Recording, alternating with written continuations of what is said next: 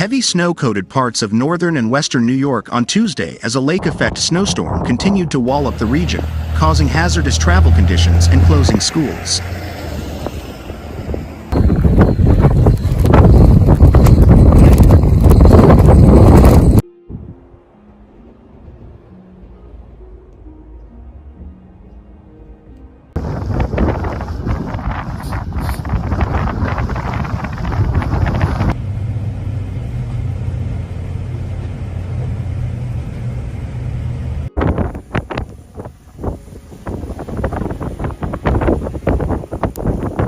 The storm held steady overnight, with snowfall rates over 1 inch per hour as meteorologists warned that winds of about 35 miles per hour could produce blowing and drifting snow.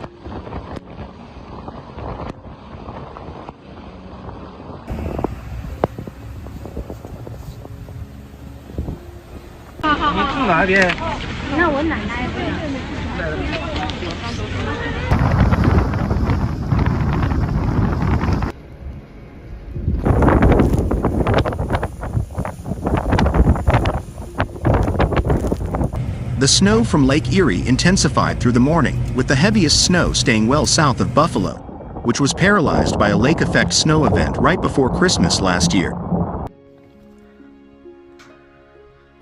Daylight has come.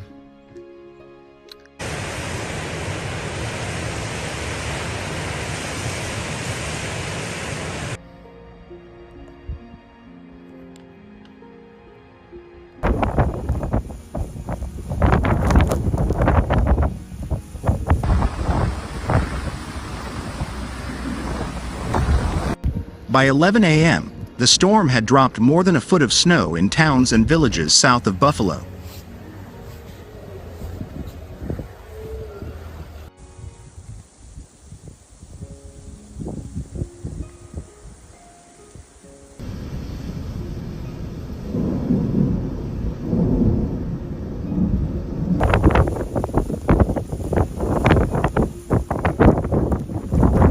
In Hamburg, the police department warned residents to drive cautiously after reports of several vehicle accidents and delays in emergency services. And it is just absolutely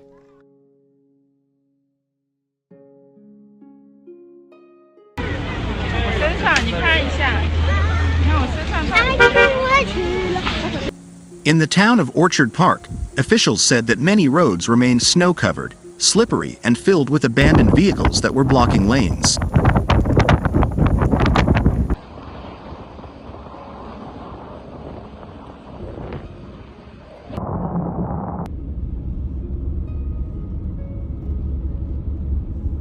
In neighborhoods east of Lake Ontario in New York, most areas received snowfall amounts between 12 to 18 inches, though some parts received much higher isolated totals, such as the village of Constableville.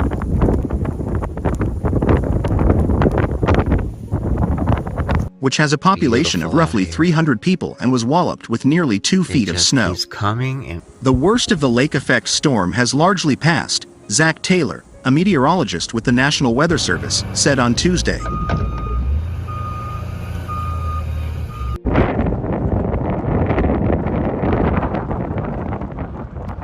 But additional snow bands could drop about 6 to 12 additional inches through Wednesday, he added.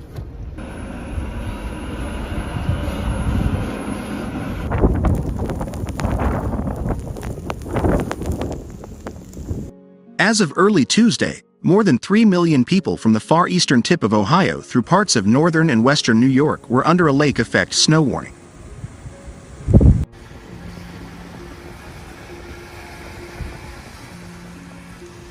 Coming and coming.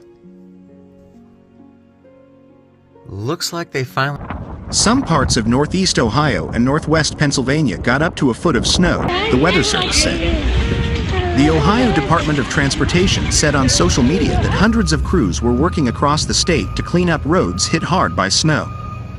Editors picks no thanks. Grandma, I'm saving room for airplane food. The luncheonette serving New York's best egg creams. Can I skip my 100-year-old father's wedding? Lake-effect snow ban. He's making a big mistake. The Cleveland Metropolitan School District, which has about 35,000 students, said it closed schools on Tuesday because of the weather. Videos posted to social media appeared to show extremely poor visibility and traffic at a standstill in the Buffalo region. The New York State Thruway Authority was reporting crashes, disabled vehicles, and delays on Interstate 90, which runs east to west across the state. The AAA said on X that service may be slowed because of the heavy snow and slick roads.